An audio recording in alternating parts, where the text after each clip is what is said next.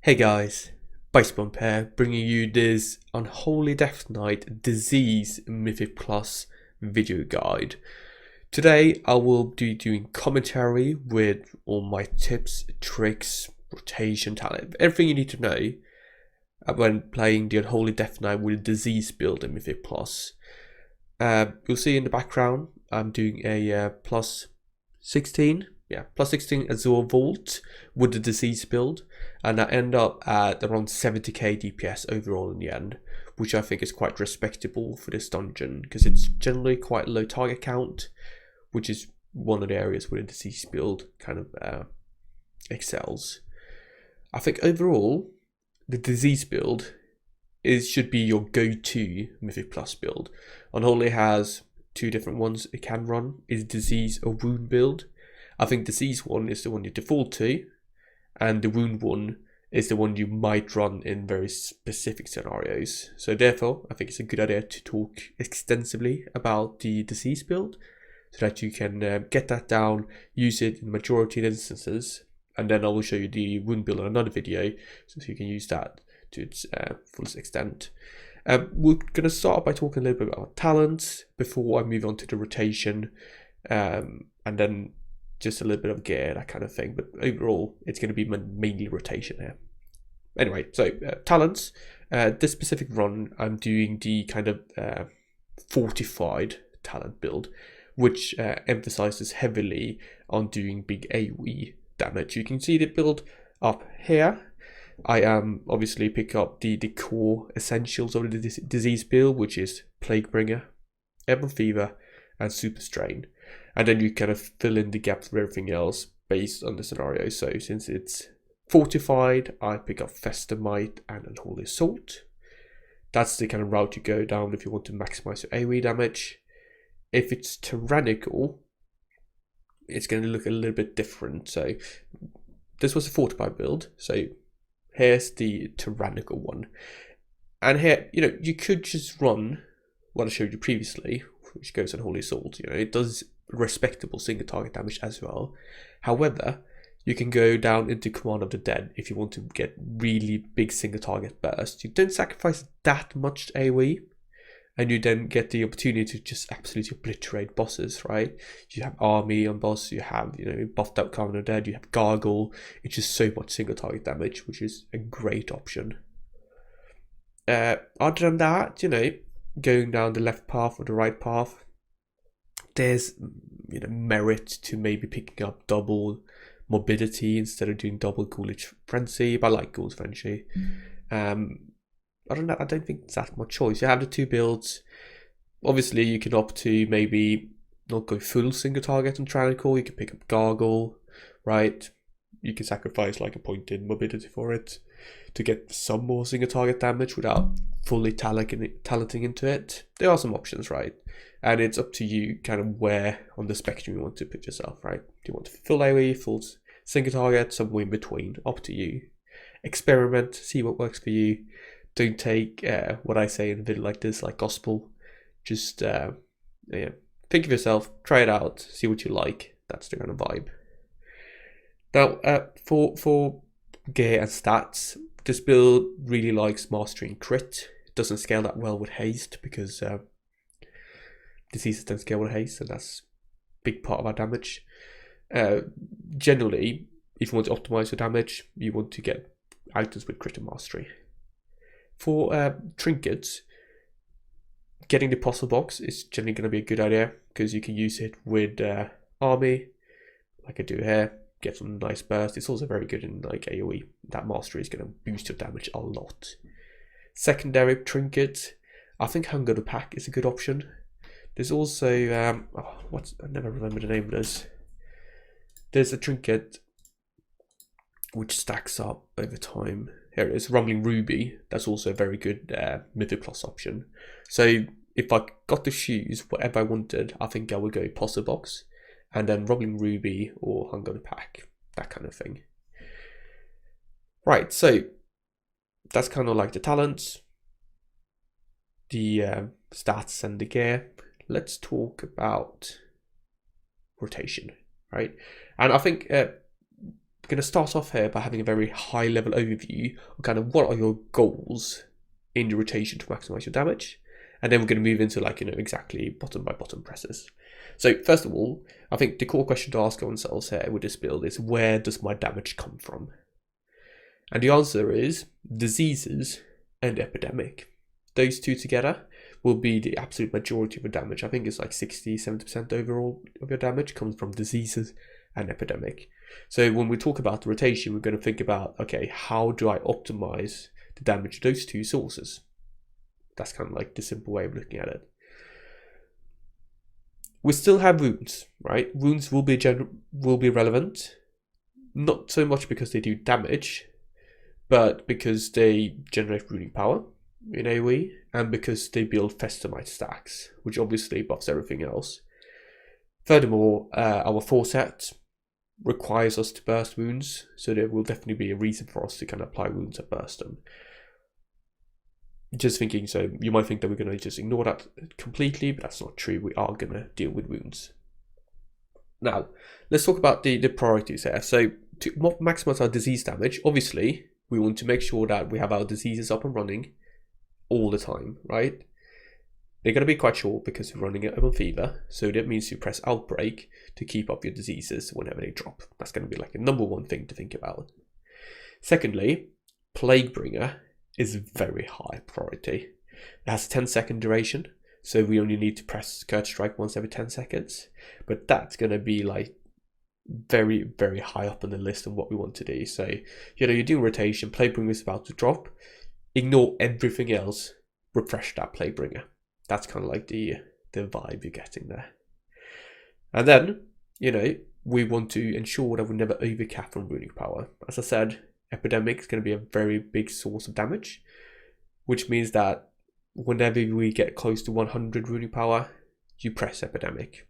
In this case, if there's 3 targets, you press Death Call. But that's a very high priority. So it's a bit different from what you might have seen before, like with the wound build. You have a higher priority of pressing Scourge Strike in Death and K window. For this build, you really want to avoid overcapping runing power.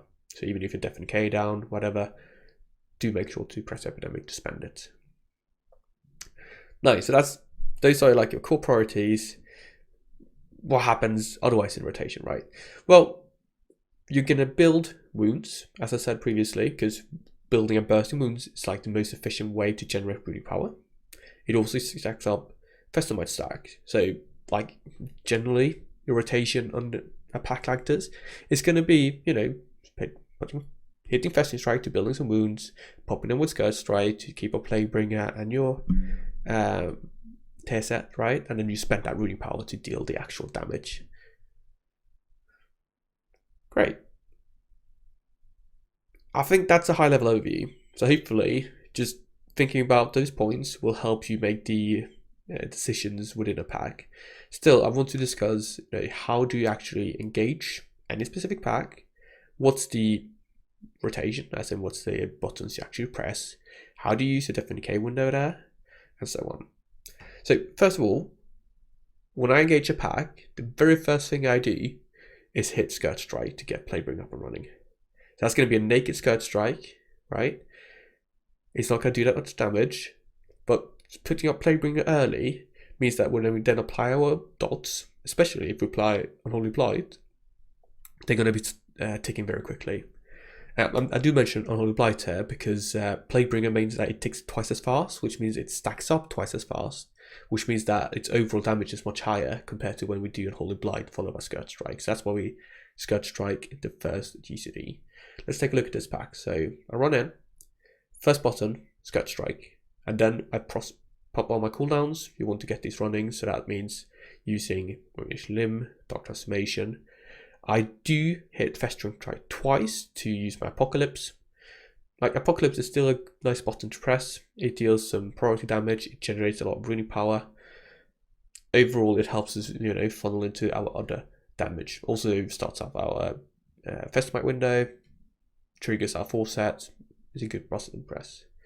Once we've gotten that down, we're going to dump our runing power because that is going to generate quite a lot. And after that point, we're generally going to want to put down our Death and K and Cleave. And that's going to be like a very simple kind of engagement. So start out with Scourge Strike, move into Unholy Blight, Dark Transformation, Abomination Limb, build up 4+ wounds for Apocalypse. You can hit it at 3 as well, doesn't matter that much. And then you dump your rune power, go into your Death and Decay and take it from there. Okay. Now let's talk a little bit about how we deal with this in single target, because obviously that's been the AoE opener. Single target is going to be remarkably similar, right? Start out with a Scourge Strike, pop all the cooldowns, and then focus on building and bursting festering wounds, right? Ensure you have 100% uptime on your dots. Make sure you have 100% uptime on your Playbringer, and try and use burst your wounds so that you maintain your 4-set buff. Yeah. I think something I didn't mention there is that we obviously have Unholy Assault, which is a bottom we're going to use, but that just fits into like use all your cooldowns. It just makes it easier to set up your Apocalypse because you're going to Unholy Assault into Apocalypse, right? Easy peasy. Great. Right. I think now we're just going to have a look at a couple of packs. Talk about, you know, how we engage them, how we keep up all the stacks and kind of, I'm going to see if I can narrate my own kind of gameplay here and see if we can spot some mistakes, and also yeah, just follow along. So this pack went quite well. You can see 3 targets, we use some of our cooldowns, we'll hit around 100k. That's what we're going to see generally with this build, that, you know, any given pack, we have, our cooldowns are so short, right? We can use them all the time, and we have very consistent damage throughput everywhere. So you can see I have army ready, I have Unholy Assault. What I'm going to do here is I'm going to use army. That's a very important thing, I think. Generally, right, use your army whenever it's up. If you don't, you're going to end up losing out on so much DPS overall, right? Use your cooldowns, essentially, don't hold on to them. We're going to have a pack of 4 here. You can see I'm spamming away my Epidemic. You can see the buttons I press up here. It's a bit bugged with a Holy Pact, but hopefully it's going to be a bit somewhat useful. Dot is dropping, so I reapply that. Whoops, I died off the frontal. Get rest, luckily. Alright, it's about to die. I have my Definite K ready, so I think I'm going to pop that down. There we go. We should use Definite K quite a lot because it's essentially 3 damage. You know, it doesn't do that much, but it still generates lots and lots of rune power, because generally we're going to have lots of festering wounds spread out due to Dark Transformation, yeah. And it means that we can press more Deathcore Epidemic, really. Something I should mention, which I kind of glossed over previously, is when to use Epidemic versus Deathcore. So with this build, right, I am running Improved Deathcore, which means that Deathcore is the button I press at 1, 2, or 3 targets. And then any target count above that, I'm going to use Epidemic because it deals more damage. If you don't use Improved Deathcore, you're going to be using Epidemic at 3 or more target, but I don't recommend that. The thing is that Improved Deathcore is such a value add at lower target counts, because it essentially doubles, more than doubles Deathcore damage at that instance. So I would definitely pick that up. Alright, we've got another pack here. We can see we have Blight, DT, Unholy Assault, and Apocalypse ready. We're going to engage it with starting up with Scourge Strike, popping Blight and Dark Transformation. I'm going to move on with Unholy Assault, moving into Apocalypse. I'm going to dump my Runing Power, and then I'm going to set up and start my Definite K window. You can see I have some other target coming in, so I'm going to make sure I dot those up.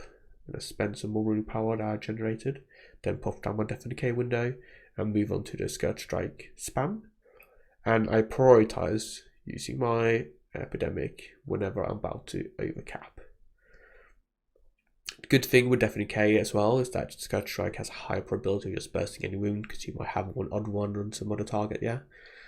Which means it's easier to keep up your full set by using Definite K. Otherwise you would have to like target through the mobs until you found one with a wound. So you can notice I don't have a weak aura that tracks my full set, which is a mistake. I'm just being lazy here. I haven't set it up. I do track it by proxy, because I know that Playbringer generally I'm going to hit Skirt Strike and pop a wound, which means that when there's 5 seconds left on Plaguebringer, I'm going to need to refresh my 4 set. But really, you should have a separate one so that you can track when, for instance, when you use Apocalypse to burst wounds, right, it doesn't show up on the Plaguebringer weak aura. So, oh well. Another pack, another set of cooldowns, start out the usual, just use my Naked Skirt Strike into Blight DT. You can see I have loads of rune power here, but I'm going to try to spend it as much as possible. There we go. You will sometimes feel like you just have too much to spend, but that's a great problem to have, because it means that you can press Epidemic a lot, which means you're going to do lots of damage. I probably should have used my Apocalypse a bit early in that pull, but it was not the cleanest pickup of the ads, which is why I think it messed it up a little bit.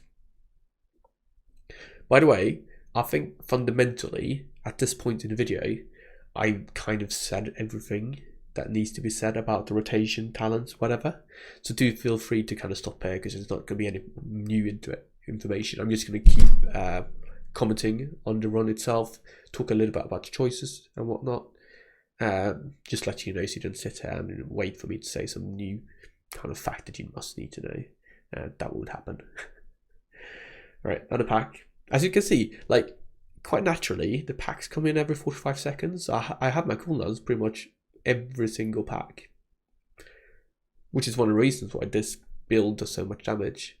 I did consider, recording an academy video to get a bit more, boost the numbers, because I can easily pull above 100k DPS with this build in a plus 16 academy or whatever. It's not too difficult.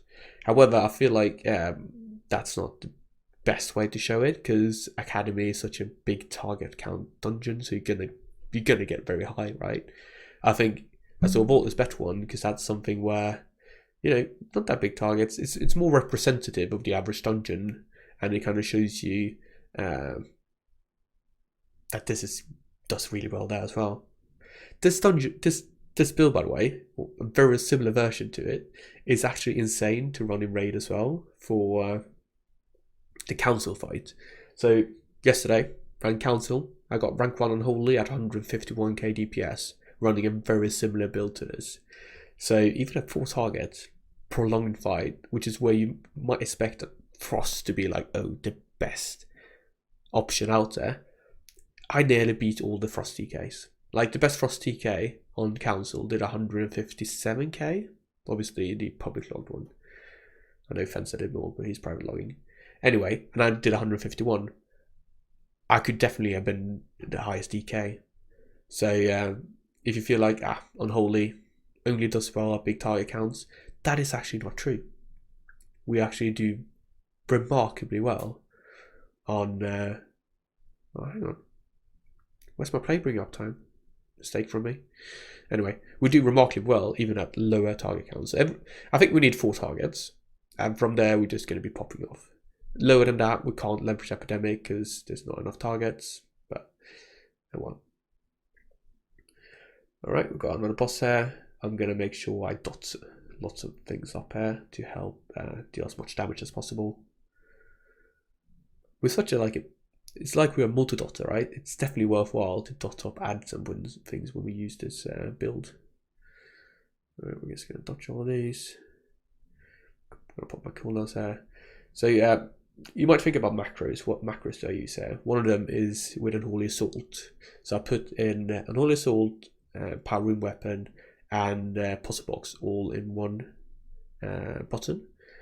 Puzzle Box is interesting because you need to channel for like 2 GCDs worth whenever you use it. However, you can start that channel within the GCD. So like if you press Unholy Assault, you can immediately press Puzzle Box, and it's going to channel straight away even though you're in a GCD. And that essentially wins you a GCD worth of channel. So that's why I use that macro. I also use a cursor macro for my Death and Decay. So when I press my Death and Decay button, it just puts it down on my cursor, which is nice because it means it's just quicker. Generally, it does mean that you sometimes misplace it. It's more difficult to place it properly. But overall, I think it's a good idea to use because it means that it's just going to come down quicker. You don't lose out on that fraction of a GCD when you're kind of like clicking the button and then clicking your cursor. Right, let's see, I'm inspecting the other DK to see what gear he has. Alright, this pool is interesting because I feel like this is a place where Unholy really does well. Like everything is jumping around, nothing is stacked. You know, it's difficult to do any ground-based DPS. Well, we just need to dot everything up. And then we're just going to hit lots of epidemics and we're going to do loads and loads of damage. So you can see here I'm at 150k. Not doing anything special really, just using my cooldowns pretty much. You can see there I go up to 18 Festamite stacks. This is the reason why Festamite is good. So Dark Transformation, when you press it, it means that your ghoul will cleave. And it means that the Infected Claws talent, right, that applies wounds based on your ghoul attacks, it will also cleave. This means that it will generate loads and loads of wounds in AoE. And then when I pop down my Death and Decay and go into the Death and Decay window, yeah, it's going to burst all those wounds. It's going to pump up my Festamite stacks, and that's just going to boost all my proper damage that comes from diseases and epidemic. You can skip to the end of the video. I will show you the breakdown, and you can kind of get what I'm talking about, because it's going to be an absolute ton of Virulent Plague, Frost Fever, and Blood Plague, and Unholy Blight. All the dots are going to deal lots and lots of damage, and then it's going to be epidemic, and that's going to be like kind of the main part of the damage. We end up at around roughly 100k. These kind of pools that kind of drag on, they always lower your overall a little bit. Who cares? Right, playing around Festamite. You can obviously I track it, but it's not like I actually pay attention to it in my, you know, GCD to GCD gameplay. I believe the proper way to deal with Festamite is to play in such a way that you passively optimize it. Yeah. So this means, for instance, like I talked about, you do build up wounds to pop your Apocalypse. Yeah. You pop down your Death and Decay to burst all those wounds in AoE. But it's not like I look at it and I'm like, you know, oh, I'm going to focus here on doing lots of get damage here with Festamite. Oh, tank dies. That's my cue to run away and try and survive here. We don't die yet, I think. Unholy DKs are so incredibly tanky. Like, it's insane. Yeah, we're just going to run away. We're still going to end up doing loads of damage. Everything's just ticking down behind us, right? Ooh, nice save from Invoker. Oh, you saw me there? I put my health pot on my bars. Don't know why, but when I kind of swap around talent builds and import new talent builds, it always resets my action bars to like an old version, which doesn't have health pods. So I do sometimes realise that, oh, hang on, this specific talent build doesn't have health pods, so I need to actually put it down that I can use it. Well, managed to save that. Ends up at 100k or so. Happy about that. And then we'll move on. So we've got 10 minutes left. I'm not sure. Do we time this? I can't remember. We'll see.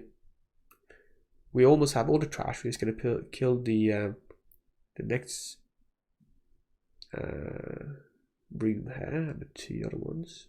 We'll see. We might be able to. Alright, classic pull. Scout Strike into Blight DT. And all assault into Apocalypse. Dump our ruling power. Pop down Death and Decay. Do some cleave. Get those Festamite stacks going. The amount of runing power I generate in Death and Decay is just insane. Every single rune you press, right? You burst. You get 3 runing power. Just off the bat. And then you have this talent that increases the amount you get. So I think the total is like 5. So imagine if you burst 5 wounds, that's 25. So what generally happens, right, is that you've done your runing power, but go Death and Decay, and then after the first Scout Strike, you know, dump runing power again because you generate so much. You also generate loads of runing power, like when targets that have wounds on them, they die, burst the wounds, you get runing power from that. Runing power everywhere, just swimming in runing power. Okay, we've got a classic 2-target cleave encounter. This is not going to be anything special. do the exact same open as before. We're gonna use lots of death calls because it's 3 targets, right? We'll have one of them join us. Just trying to think if there's any cooldown I haven't just talked about. I haven't talked about power rune weapon, but I kind of just use that whenever. Just use it on cooldown to get some haste and to generate a bit more resources. You can see I used army like recently, which means I won't have it up for the start of the boss, but that's fine because it's going to be up at some point. Most boss fights are maybe 2 minutes, 2-3 minutes. So as long as you don't use army like immediately before the fight, it's going to come up at some point, so you can get some good damage going. Refresh our dots there. Good, keep them 100% uptime. Next boss fight, just to give some tips here what you can do. Unholy is quite good for it. Anti-magic shell can immune the frost circle, which is like the most dangerous aspect of the fight. So you're going to use that on every 3rd circle thing. There we go. I realised that my Unholy Pact is messing up. Didn't work though, sad. Right. There we go. We're gonna stack out. One thing I learned here, right, which is good practice. Man, I shambled this opener. Where's my Scourge Strike? Come on. Need to get, there we go. Need to get Playroom going. Anyway, you can see that I use AMS. I blocked it. You can use AMZ here to help negate the damage. With the frost circles, right? If you're running forward and jumping as it bursts, you're gonna keep your momentum, which means that you can guarantee to only get 1 tick. If you stand put, right, you let it trigger, then start running, you risk getting multiple ticks to the ground, and that's gonna essentially kill you. So, main tip here is to be moving, so start moving forward when it bursts, and then also jumping is a good idea. But you need to jump before it bursts, otherwise you're going to be slow in the jump. So jump a millisecond before it triggers. Easy mechanic to deal with. AMS that one, right? I'm looking at my army. He's got 88 energy, so I'm going to save that for after he comes back, I hope. I think I messed up one of my armies here, if I remember properly. We'll see. Yeah, okay, I saved it. Right, we're going to hide in this bubble. When he comes back, we're going to use army. Army should be timed with our other cooldowns, especially on all the assaults, but it doesn't matter that much. I'm going to use it with a power rune weapon soon, hopefully. Get that haste to increase. There we go.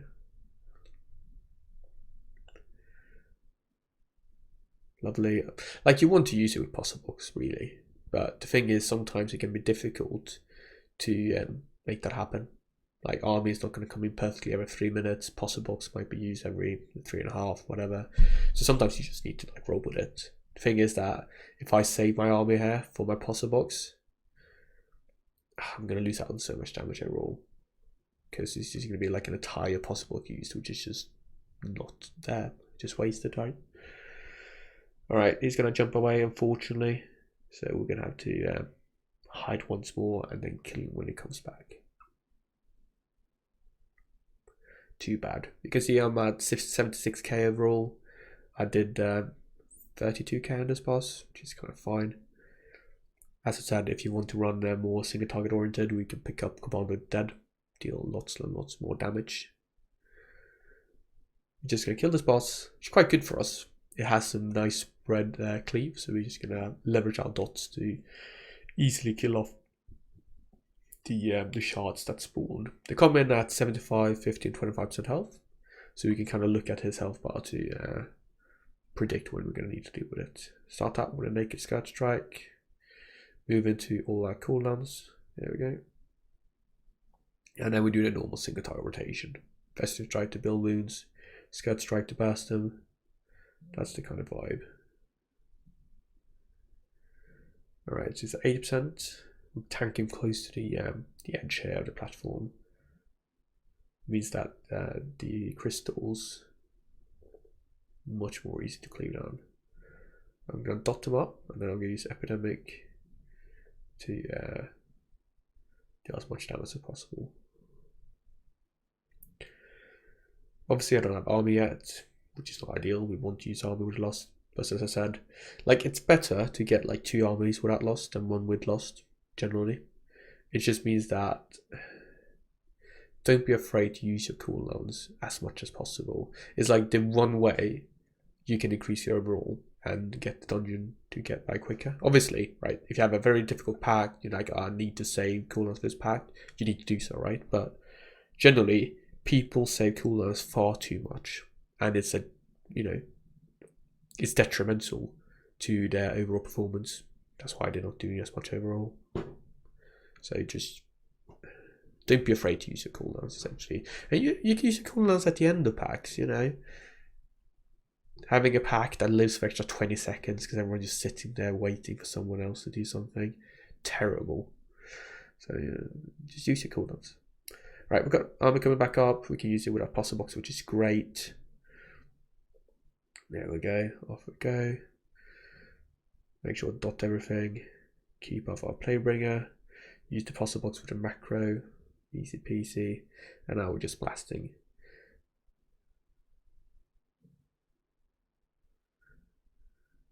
I'm at 60k DPS there. Mainly because I'm so good at dealing with the shards, but yeah. Boss is dead, we timed it. Well done us, well done us. Alright, so we're gonna got damage breakdown up here. You can see it's a lot of epidemic, virulent plague, and other dots, right? Good on me, I looted the weapon I needed. Very nice. I hope this was useful. I hope you can, take away some key points from this video and use them in your own gameplay to improve your DPS overall. Leave a comment down below, let me know what you thought about this video. Was it useful? Do you like this build? Whatever you kind of feel like you need saying. Alright, upvote, downvote. Do consider subscribing if you want to see more of this kind of video. Thank you very much for watching, and I'll see you guys in the next one. Bye bye.